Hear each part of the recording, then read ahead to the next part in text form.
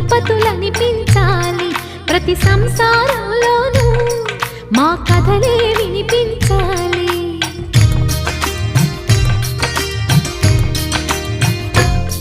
ఆ సిరిని శ్రీహరిని మా జతలో చూపించాలి. శ్రీకాంతుల కొలువంటే మా కాపురం అనిపించాలి. మా ముంగిలిలోన పున్నమి పూల వెన్నెల విరియాలి. మా చక్కని జంట చుక్కల తోట పరిపాలించాలి. కలలో ఇలలో ఏ కన్నెకి ఇలాంటి పతి రాడనిపించే వరుణ్ణే వరముగా ఇవ్వండి.